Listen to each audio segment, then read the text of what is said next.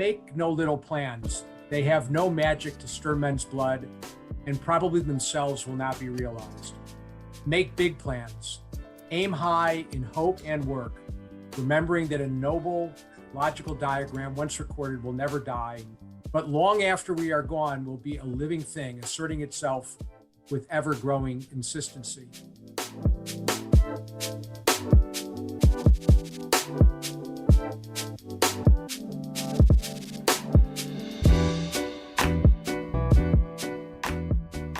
Welcome to Startup Health Now, the podcast where we celebrate the entrepreneurs and innovators reimagining the future of health. I'm Logan Plaster. This week on the show, we're revisiting a conversation that first aired in the middle of 2021. It's from a fireside chat we had with Lee Shapiro and Glen Tullman, the dynamic duo behind ventures like Allscripts, 7 Wire Ventures, and Livongo. On the call, the two talk with Steven Krein, Startup Health's CEO, about 25 years of lessons learned in health investing and how they built health moonshot companies. We hear how Transcarent was hatched and the success drivers behind Livongo. Just as important, we get a candid view of how two icons of health investment think about work and life. On the call, we also learn a bit about why both Lee Shapiro and Glen Tullman have invested in Startup Health's Moonshots Impact Fund, which launched last year. This fund makes it easy for investors to back a diverse portfolio of health startups, and you can learn all about it at healthmoonshots.com. Lee Shapiro and Glen Tullman will be joining Startup Health and more than 50 of our health transformers at Vive, a premier health innovation event by Health that's happening in Miami from March 6 to 9. Startup Health at Vive will bring together founders, partners, and investors under one collaborative roof, and we'll be broadcasting stories of health moonshot progress from the Startup Health TV studio. We hope you'll join us in Miami at Vive. Learn more at startuphealth.com/events. Now, without further ado, here's Steven Krein interviewing Lee Shapiro and Glen Tullman. Enjoy.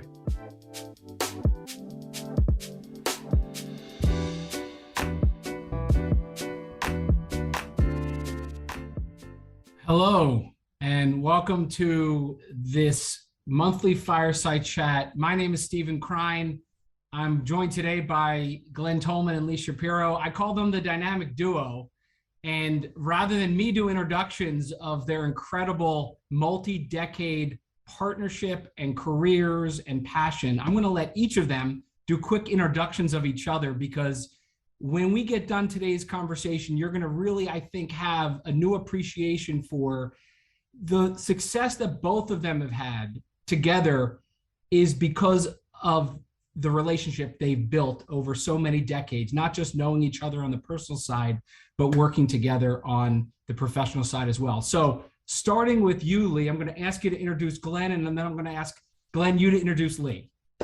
Well, Steven, thanks so much. It's great to be here. And I do think that you and Unity have cornered the label dynamic duo, and what a great job you do at Startup Health. So thank you so much for hosting us today.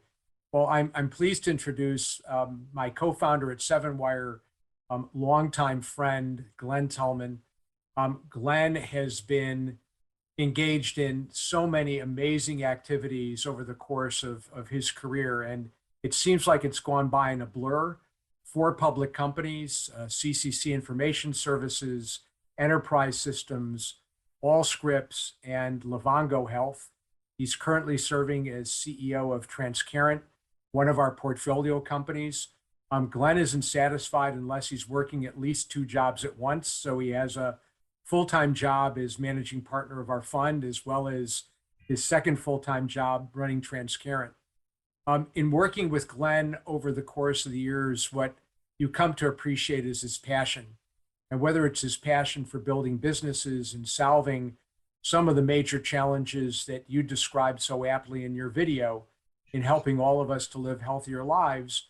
And it also carries over into his personal life, his commitment to his family, his commitment to finding a cure for diabetes to help those like his son, Sam, and his niece, Ashley, as well as working tirelessly on behalf of all of us to make the world a better place. So I couldn't be more pleased to share the dais today with my partner, Glen.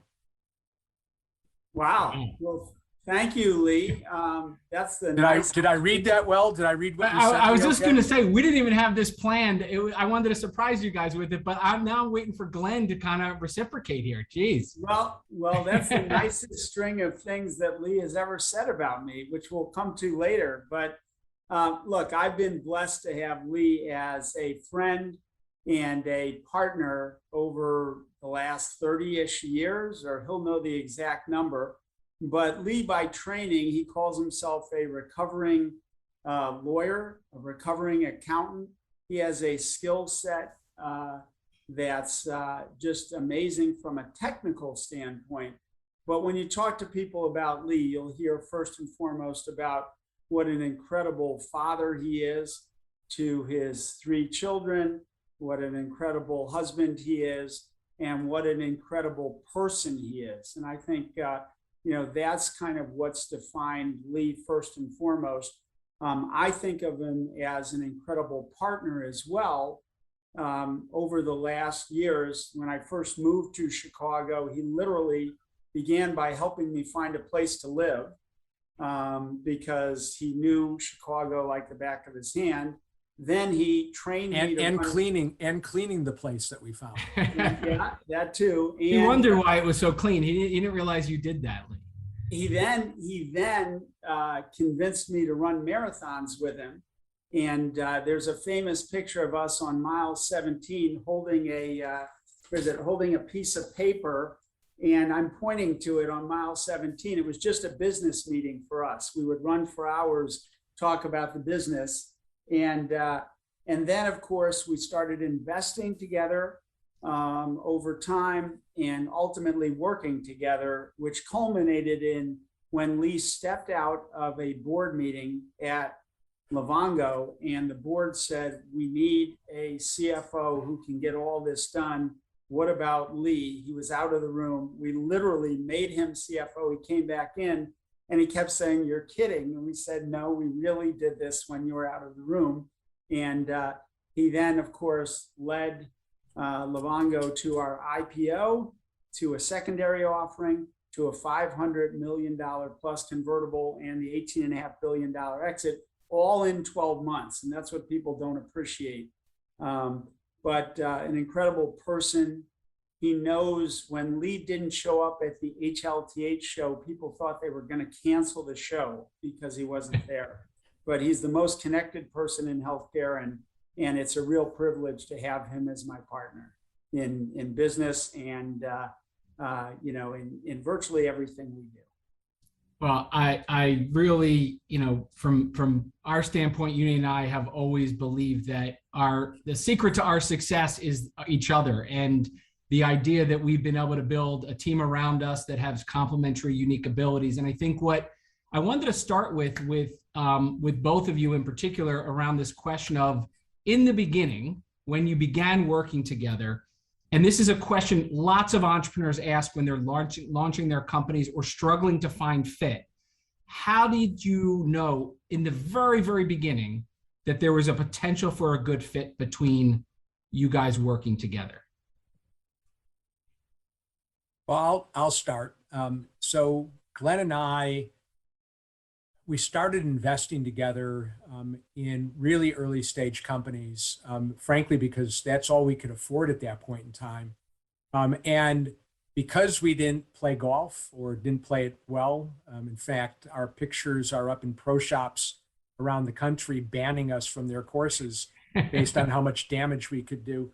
But we really loved this idea of building companies and thought that we had something to add. Glenn, from his background in terms of playing leadership roles at the companies that he was in, from his time in Washington at Office of Management and Budget, and my background from working in a law firm and helping to advise clients, we thought maybe we could help some of these early stage companies grow. And so we would show up and meet with founders, and as we started to spend time with them, we realized that there were a number of things that we each added. Glenn has a tremendous set of skills around sales and business development, and I hope to provide things that are complementary in terms of saying, well, gee, how do we figure out a way to actually execute on some of these crazy ideas that Glen has? And we would work with companies to try and help them grow. And we saw that some of the things we did actually worked. We weren't sure in those early days, even with the companies we were working with, whether or not some of the advice that we were giving them made sense even to us. But we tried it, and those founders tried it, and we had some success. But Glen, what would you add? Yeah, I think there was also a sense of shared values. We wanted to work on things that mattered. We weren't really, it wasn't ever about the money for us. It was about doing things that mattered. It was about building great companies that would withstand the test of time.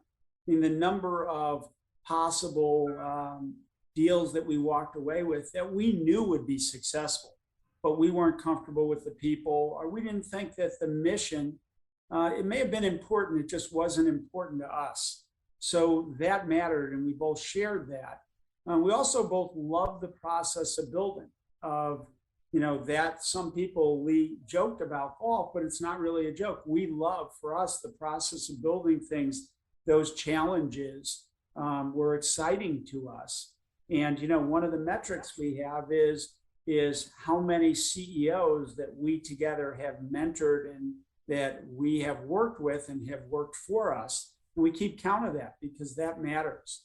So I think finding someone with shared values was really important from the earliest days, and that made it easy to do.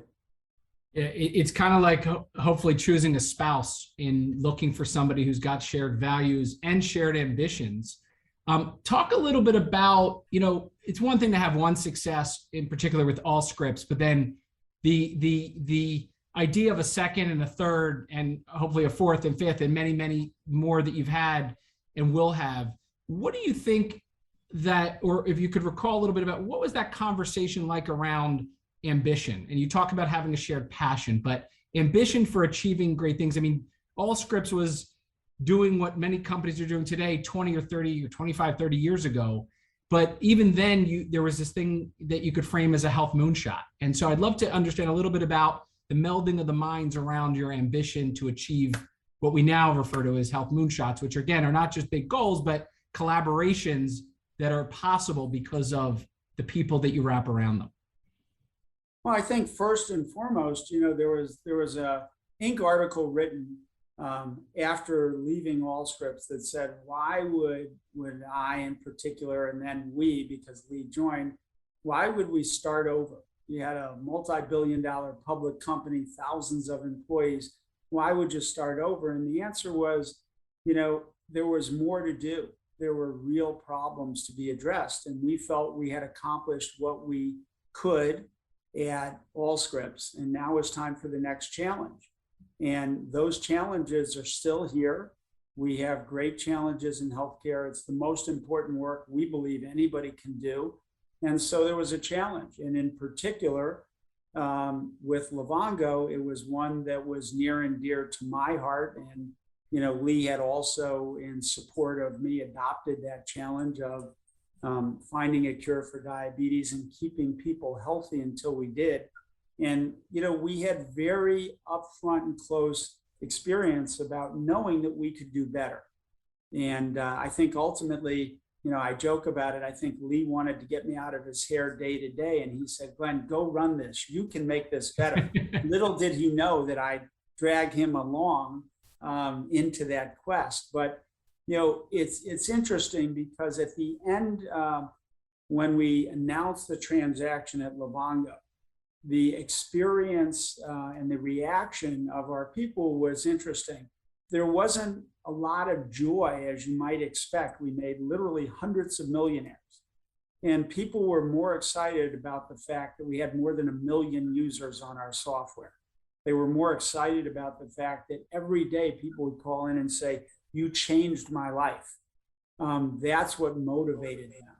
And so from that perspective, I think that's really what it was, what it's always been about. So I'm reminded of a quote by Daniel Burnham, an architect who shaped Chicago, and it says, "Make no little plans. They have no magic to stir men's blood. and probably themselves will not be realized. Make big plans. Aim high in hope and work, remembering that a noble, logical diagram, once recorded, will never die, but long after we are gone will be a living thing, asserting itself with ever-growing insistency. And this notion of making no little plans, no small plans, is always the way that we've approached the things that we've done. When we come into a company, whether it's as investors or operators, we come in with the idea that there's an opportunity and someone's going to succeed. Why can't it be us? I mean, we're going to try, we're going to work hard, and we're going to give it our best. And if we fail doing it, so be it. But we approach this with our CEOs that we work with. And that goes also to our philosophy. We don't ever think about how quickly can we exit a company? How quickly can we grow it and sell it? Like if we're involved, it's something that we want to see grow and become a leader in their space. And as investors, there's nothing wrong with taking a return of investment out of cash flow. Like it doesn't have to be sold. What a great thing if you're paid back your investment and you still own stakes in the business.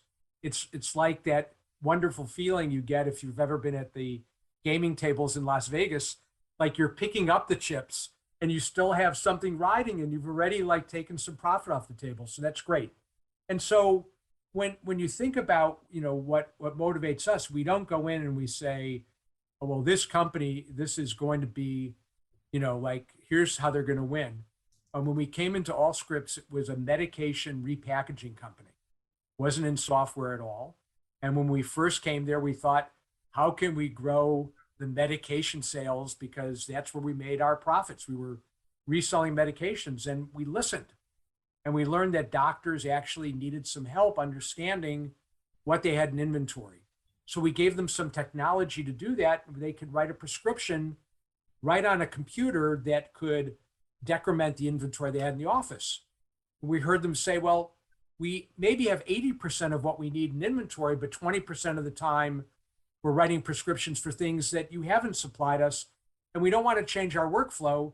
Can you help us with electronic prescribing?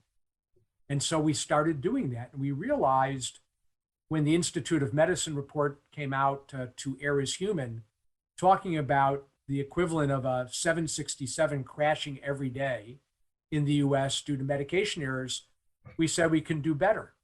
And that's when Glenn said, gee, this software is so important. Every doctor needs it. Why don't we give it away for free?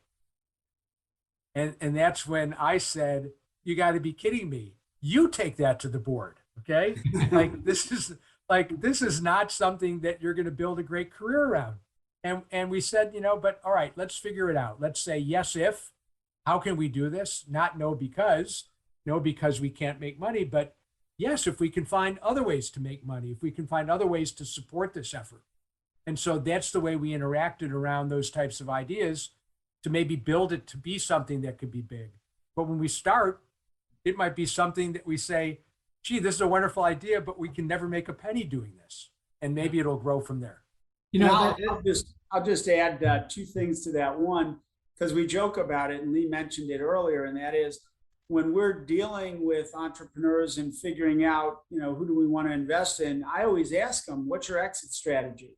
And if they have one, we generally don't invest. We want people who are so in love with what they do that they could do it forever, and they'd be happy doing it forever. And people who say, well, in 2 years, we're going to do this. Well, we've been around a long time. You have too. And you can't plan. You don't know what the market's going to be. You don't know what's going to happen. You don't know where the pivots are. And so consequently, we want people who are just engaged, who love what they do.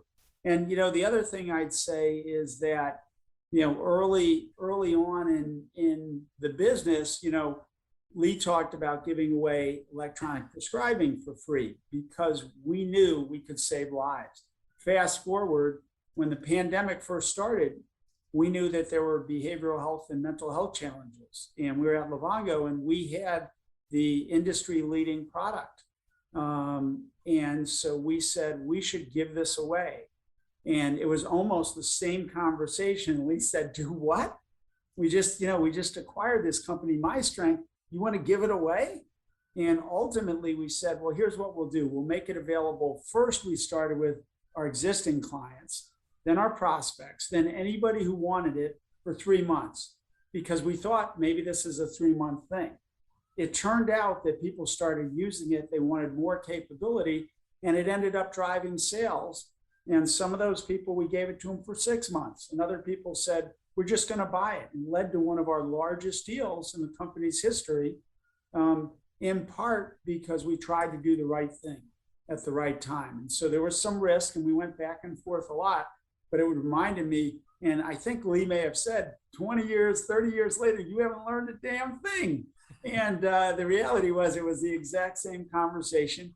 We ended up at exactly the right point, and we did the right thing, and it worked out great for the business. I have like 6 different topics I want to touch on that you both just mentioned, but you just said something that I think is going to resonate with a lot of entrepreneurs, which is if they have an exit strategy, you're out because of the notion that they're short-term thinking and not thinking about the long potential impact they can make. We believe, of course, that at Startup Health and believe in the long-term aspiration of making impact. And if you get things happen along the way, great. But the idea is go in as though you're going to work on it for the next 25 years. Tell me how you think about what I think is a very counterintuitive thing to talk about in a meeting with a potential investor, when the standard kind of verbiage should be, here's my exit strategy, here's who can buy us, et cetera. Whiplash of the entrepreneur getting different response from you with that question versus somebody else, and how you kind of bring them over, because I think they're scared to say oftentimes what you're describing as I'm all in, because so many VCs and so many investors want to hear the opposite. Can you talk about that a little bit? I'll start with a quick comment, and that is, I think especially today, you can get money from anywhere.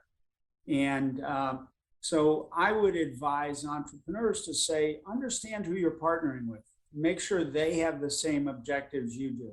Make sure they're people who you'd love to go and have a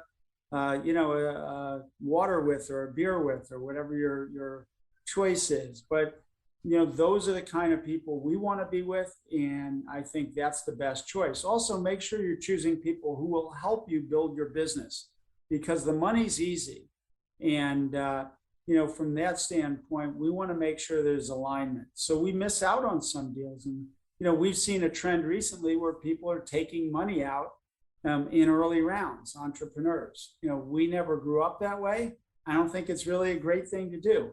It's different to take $1 million out to pay your mortgage, okay?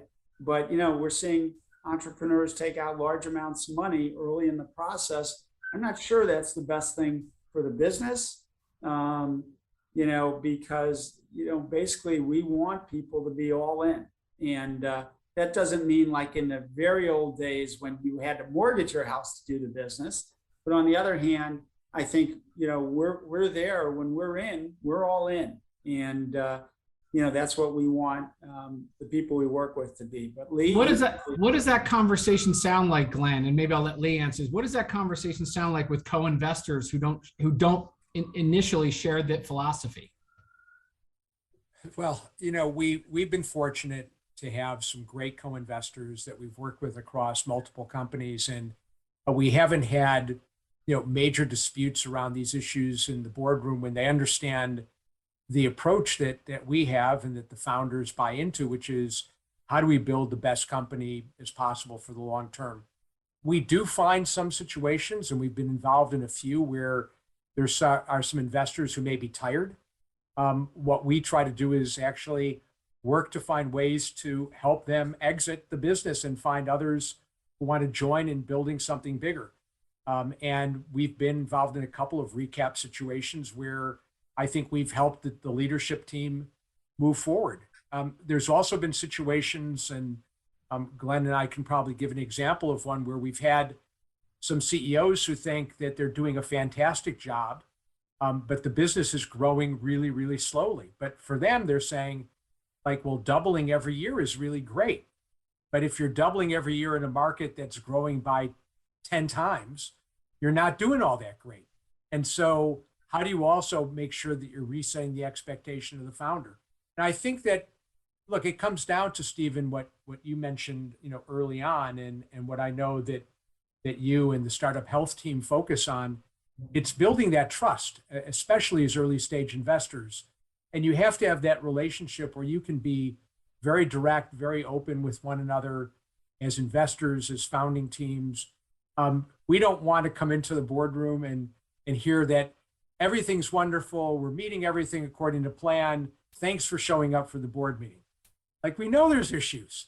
Like, we've lived in businesses. We know if it's not people issues, if it's not client issues, if it's not product issues, like, there's other things that are happening.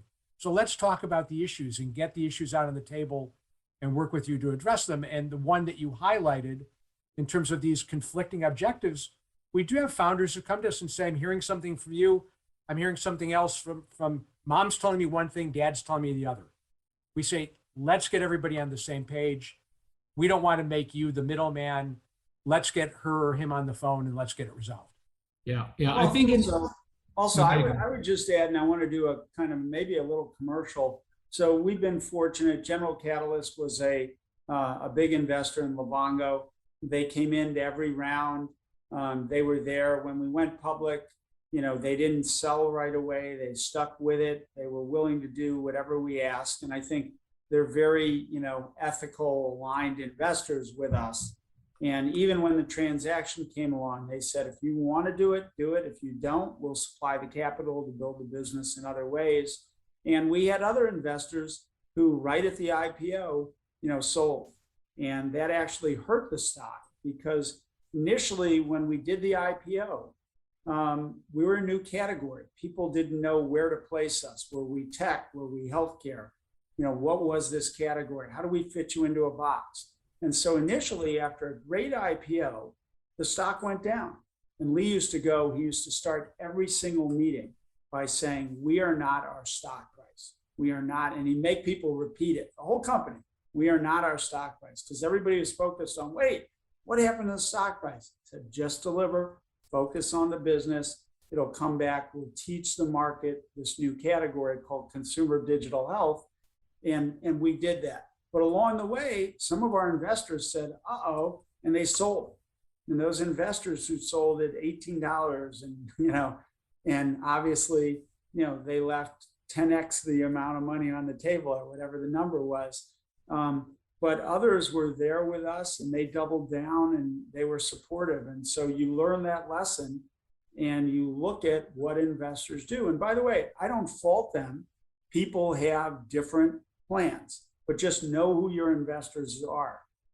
Ask those investors those tough questions and then make your decisions. Yeah, we talk about the framework of entrepreneurs being buyers, not sellers. In other words, they're looking for investors that meet their criteria, their core values and their ambition, not the other way around, because you miss that message oftentimes.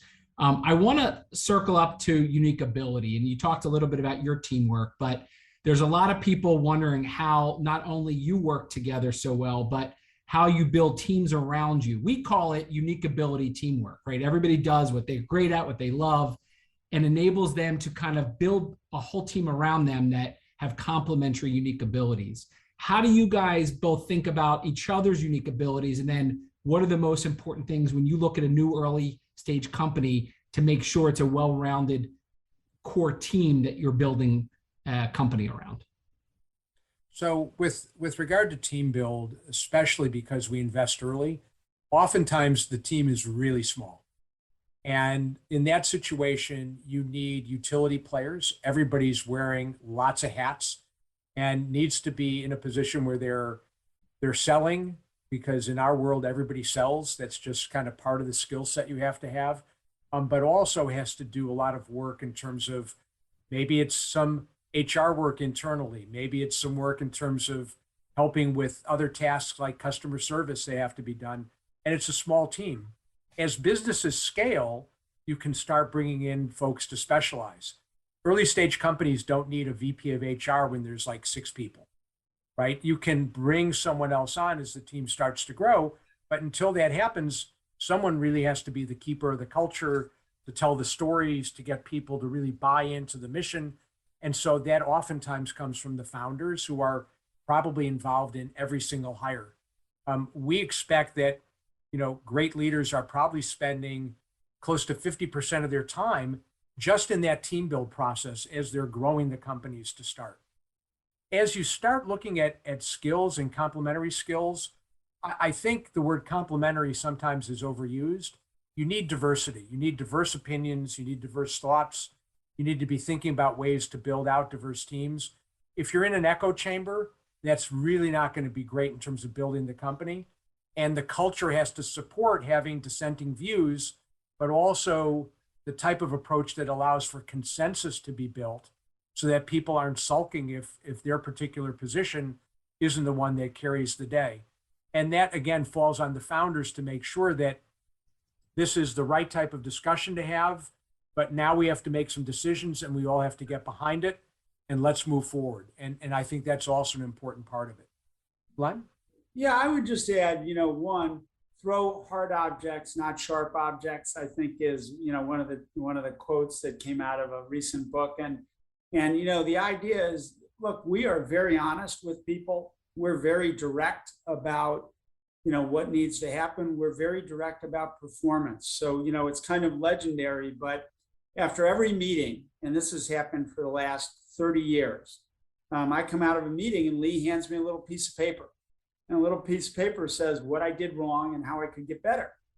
And so I was speaking at HIMSS once, and I was main stage. It was enormous audience. And we've all had this situation where it just hits. People laugh at your bad jokes. You did it well. And I come off stage, I'm feeling really great. And there's Lee, and I can see the piece of paper in his hand. I can see it from a distance. He's walking up, and I said, Lee, just once, try saying good job before you hand me the piece of paper. See how that feels. And he says, listen, you don't pay me to say nice things. You pay me to make you better. Here's the paper. And that was it. not a word from him. And we try to teach when we leave meetings, and this is picked up at Transcarent now. Instead of saying, how'd I do? Because Steve, if you say to me, how'd I do? What am I going to say? You did great. If you say, tell me 2 ways I could have done better. And then somebody will we're so scared of giving feedback. Somebody will say, no, you did great. No, I want to know, how can I get better? And if everybody does that to each other, well, the second thing is that requires a lot of trust. And you got to trust that people are there to help you get better, not to attack you, not to get your job. That's what we built. I think the other thing, and this is a touchy topic, but look, we've been fortunate to build a lot of companies, and the team that you start with isn't always the team you end with. At Livongo, I think we went through 2 or 3 CFOs until we found Lee, a few marketing folks, and that wasn't because they were bad folks. They were exactly the right folks for that stage of the business. But there's a wonderful article. It's an old article called Necessary Losses. It's by a woman named Sally Tassani. It's probably 15 years old. It talks about how hard it is for an entrepreneur to let go of some of those people who were there and helped him or her during those tough times early in the business. And yet, if you can't make those hard decisions, those really hard, heart-wrenching decisions, you'll never get to where the business needs to get to. And that, I think, people don't like to discuss it, but it's a different team that you exit with at 18.5 billion than you started with. And we have a rule. We say hire low, fire high. What we mean by that is we don't ever want somebody coming to our business because we're the highest bidder for their services. And Lee makes sure that's never the case. But we want them to come because they believe, because they're in. But if we have to part ways, we want to be overly generous. And the reason is it's hard. It's hard when you part ways. And they're going to end up somewhere else. And so do the right thing. Take great care of them. It'll come back to you. So hire low, fire high. But you got to do that. You've got to do that to build great businesses because we all run into it. You outgrow people. Sometimes you can find a spot for them, but if it's not real, they know it. The whole business knows it. Yeah. You'll never get to where you need to be. Excellent. I want to use that to shift gears a little bit towards your personal schedules, and in particular, there's a lot of noise out there, more now than it feels like than ever before.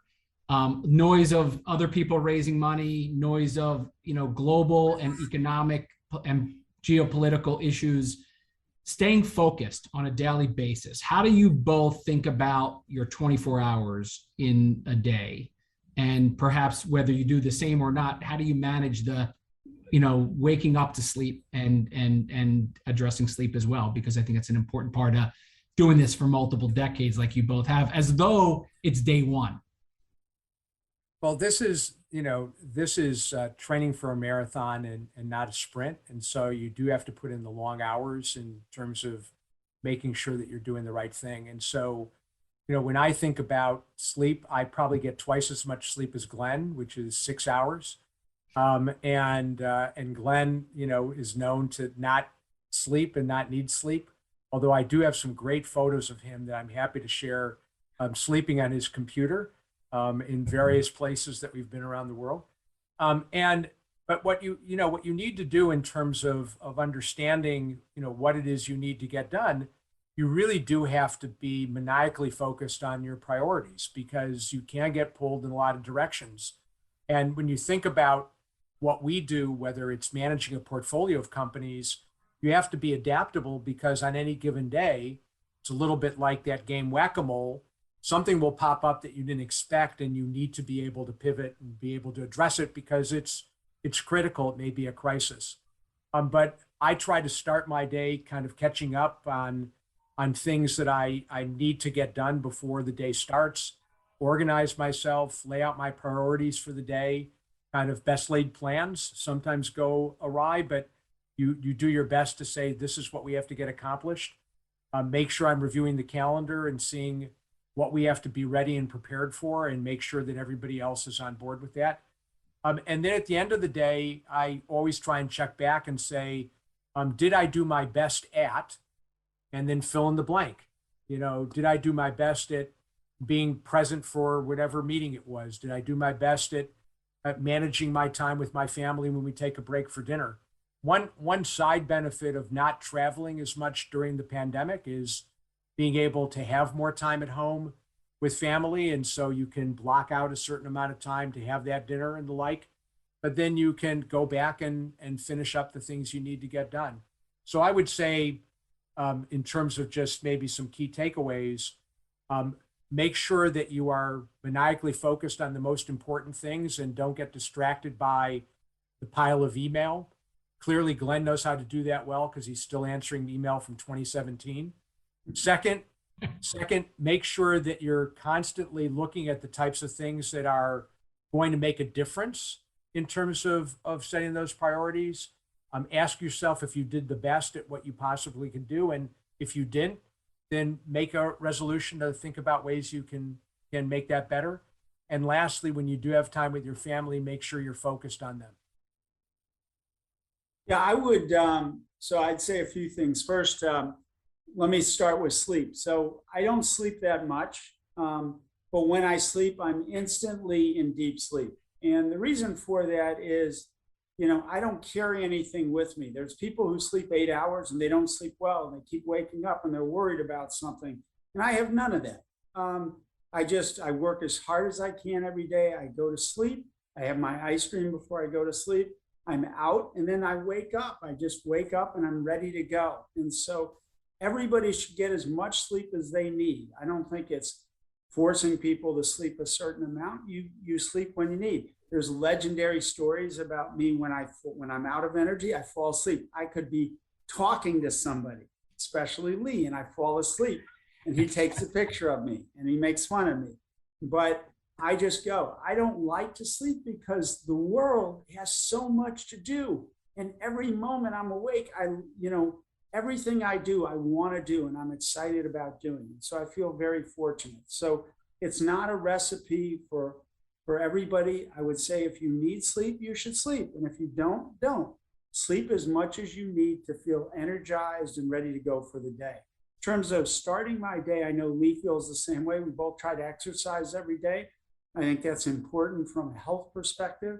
I think we try to eat well and not, do a lot of junk eating and stuff. So we we try to take care of our bodies, because taking care of your body and keeping an alert mind is important. I do a few things. I measure lots of things, including how many clients I talk to every single day, including Saturday and Sunday. So I like to talk to people. I like to know what my clients are doing and thinking. Sometimes it has nothing to do with business. Okay. It just has to do with, I run across something that I know they're interested in. I take a picture, I send it to them. I'm excited for them. You know, these are not just clients for me. They're friends. It's where I spend hours of my life.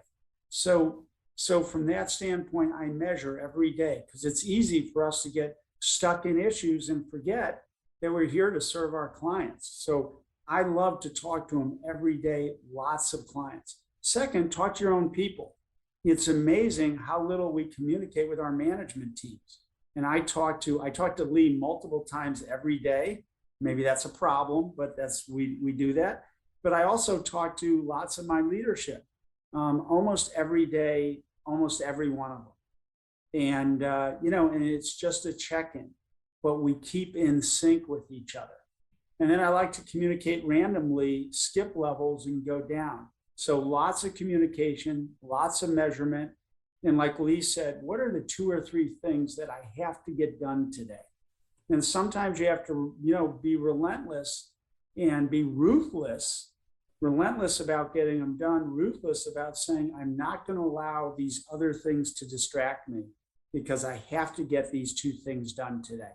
So those are kind of, it's a lot of discipline in terms of staying on track and really measuring yourself to say, did I produce something of value today? And that's the standard. If you do that, your team does that. Stephen, just quickly, because Glen has a legendary reputation for keeping lists. And like, he will find something that was on a list. If, like, you say you're going to do something, and he'll keep it on a list. And then, like, he'll come back to it a month and a half later, and he'll say, there it is. And so a month and a half later, he'll say, I'm just following up, was this done? Because you told me you were going to have this done, within 3 weeks, and I haven't gotten back to you yet. And like, that follow-up is like just something that is relentless on his part. And then every day, like something that didn't get done on one list, he'll cut it out from the day prior's list and he'll tape it on to the next day's list. And so he's actually the single largest user of Scotch tape in the entire country because of what he does. Sadly, that's not a joke. So we could spend hours talking. I want to get to Transcarent and 7Wire and how best for entrepreneurs to think about how to collaborate with you and make it easy by teeing opportunities up for both organizations. Before I do, a question came in the Q&A around, is there a system, any like EOS or OKRs or others that both of you either use or suggest startups use or companies use as they're building their companies, either early or later? Just quick answers, because I want to get to the Transcarent and Livongo. Yeah, we're believers in using OKRs. A lot of our companies have taken that on as well. It works really, really well. I think that the key to making any type of system like that successful is to be very clear with regard to what objectives you're setting out. And as Glen mentioned, with regard to measurement, what those key results are need to be defined the right way. I mean, are they really key? You can keep track of a lot of things and it can create a lot of busy work for people, but measure the things that matter. That's critical. And if you do that, then regardless of what system you're using, you'll be able to find a pathway towards making your business better. Okay. So again, and I would just add that whether you call them OKRs or anything else, just set out very clear goals and know what they are for each individual and for the company. I mean, we have those very clearly at Transcarent. Here's what we want to do before the end of the year. And we know them, we know what they are. I look at them every single day, and I copy them over to the top of my schedule every single day. So I make sure I'm staring at them every day. What are we doing to get to those goals? Excellent. Quick question. Favorite business book that you've either read or will always recommend? Well, I don't read books anymore. I listen to books on tape at 1.5 or 2.0 speed, depending on how I'm running and what the book is and how dense it is. There's a recent book called Upstream I like a lot. It's about, solving problems. There's a lot of good business books. There's a great book on cyber called This Is How They Tell Me the World Ends. It's an important book to understand what's going on in that space. But Upstream's a recent read that I like a lot about how you get upstream of problems instead of just keeping focused on the problem. Wow. I've listened to a lot of books as well. Ride of a Lifetime by Bob Iger was, a really fun book to listen to. I think that other books, one that I would think is probably another good one and a classic that comes from, oh my gosh, Stephen Covey, The Eighth Habit. Because he goes over, the 7 great habits, but the 8th habit is really important as well. So those would be 2 that come to mind right away. Excellent. All right, I want to shift to 7wire and Transcarent, and if I could tee up for everybody listening today who wants to connect with either organization, and I know one is about investing and one is about accelerating what entrepreneurs and startups and companies can do to help people faster. Maybe Glenn, you could take the Transcarent path, and Lee, you could take the 7wire path, even though you're both involved in both organizations. But if you would talk about the ideal email you'd love to get from an entrepreneur or a company about working together and why you should be collaborating, what would you tell them to prioritize and make sure they communicate in reaching out to you? Well, Transcarent is really about how we create a new and different health and care experience that puts people back in charge of their care. And so the idea is, if you think about, there's, in our view, and it's a different view than most people have, there's only 2 people who are important. There's health consumers, all of us who consume care, and those who pay for care, and that's us and it's our employers. And on the other side, there's people who provide care. Everything in the middle is friction. And so we want to eliminate that friction in the middle.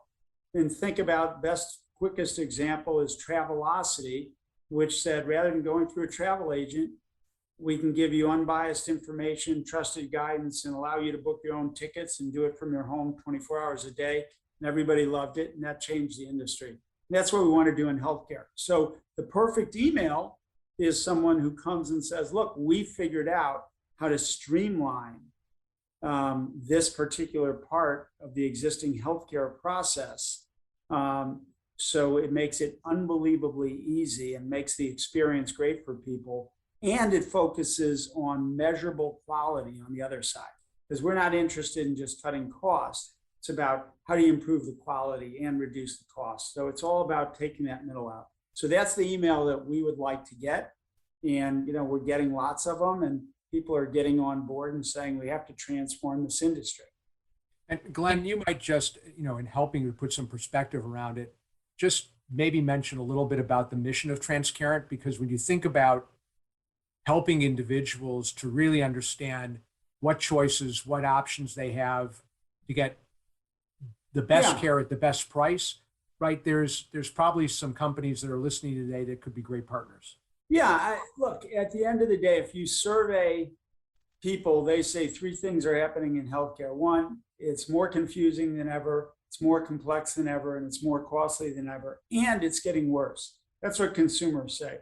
If you go to large self-insured employers, they say, look, we've been promised for 20 years that we'll get a high quality product that costs less, and we have a low quality product that our people don't like that costs more every year.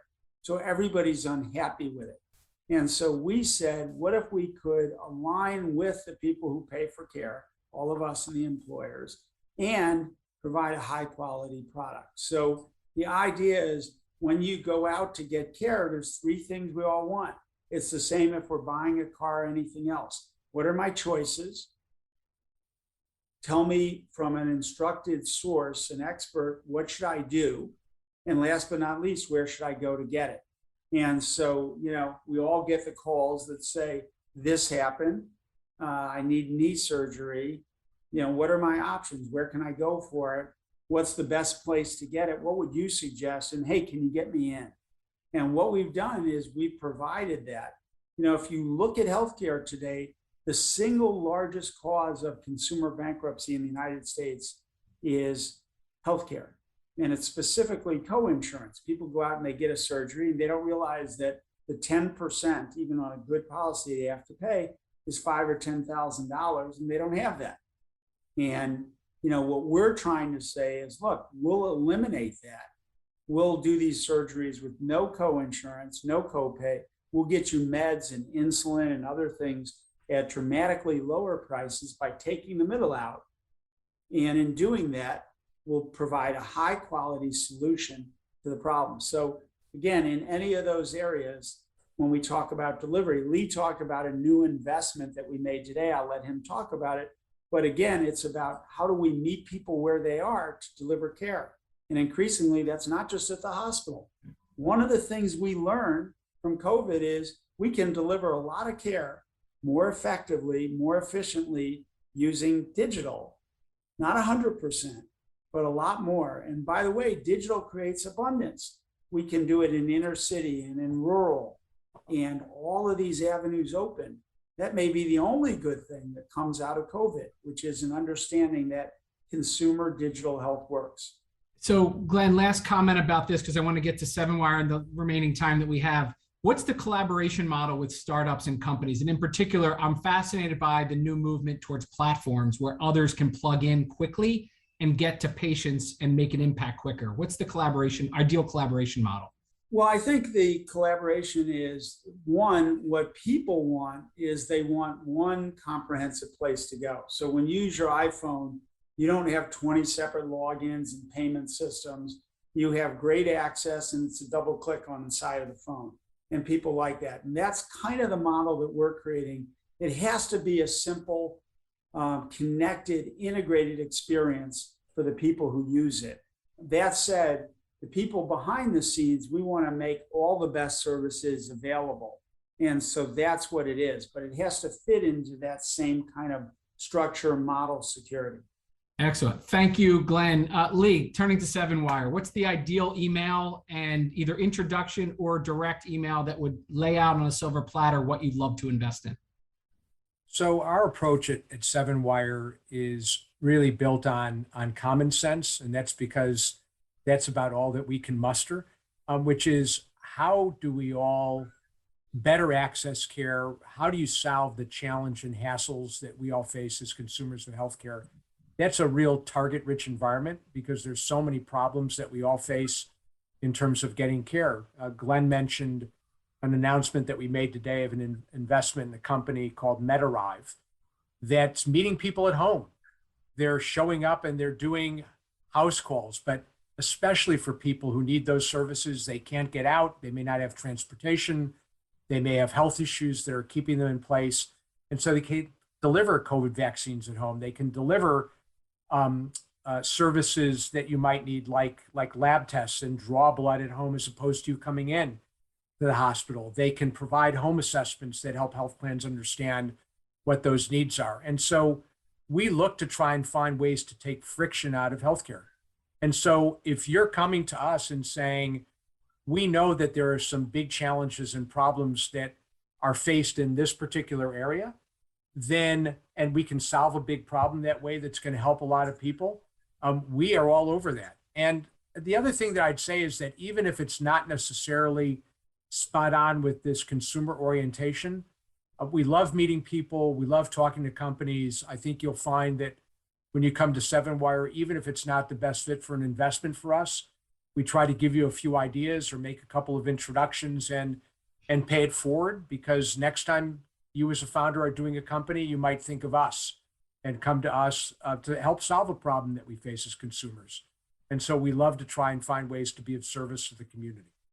Well, I think this was the warm-up act for having both of you at the 2022 Startup Health Festival, where we'll be doing this on stage and expanding on all of this, because for the last several decades, well before many of the people who are building companies today were even alive, you guys were hard at work on transforming healthcare. And as you know, we call the entrepreneurs in startup health transformers, because they're like superheroes that are anti-fragile against all the resistance and able to overcome and achieve impossible things that many believe and still believe are almost impossible, but you seem to believe and gather followers and people who, like you, believe that it is going to be a long-term road, but we can do it if we do it together. So first of all, thank you both for spending the day today with us. Thank you for sharing your wisdom. We sincerely appreciate, the entire community appreciates you. We also are appreciative of you being partners in our impact fund on this mission that we all have to really achieve health moonshots. There are no two better people to hold up as examples of the mindset and the fragile and the anti-fragile approach to being able to achieve anything. So thank you. And I'll leave you each with a word to close, Lee and then Glenn, and then we'll wrap up. Thank you. Well, thanks so much for having us. I know there were a number of questions posted in the chat and the Q&A. My email is lee@sevenwireventures.com. Feel free to shoot a note. We're happy to get to them offline, and apologies if we couldn't address them all. And to each of you, stay true to your mission. We believe in you, and Godspeed. And I would just say, I like to say innovation begins by doing something, and it's not talking about it, it's going out and doing it. So, to steal a phrase from Nike, just do it. Go out, start your dream, get started. That's the most important part. And again, Lee gave you his email, send it to him, because I don't do email all the time, but he will see it. He'll get to it in about 4 or 5 years. That's right. Thank you, everybody. Thank you, Lee. Thank you, Glenn. Great Thanks again. Thanks, Unity. Thanks, Steven. Bye-bye. Take care. Thanks for listening to Startup Health Now. Startup Health invests in health transformers from around the world who are committed to achieving audacious health moonshots. If you want to learn how you can join this community of entrepreneurs, or if you want to connect with one of our 380 companies, go to startuphealth.com. If you'd like to learn how you can invest in our Health Moonshot Impact Fund in collaboration with AngelList, go to healthmoonshots.com. Thanks for listening to Startup Health Now. We'll be back next week.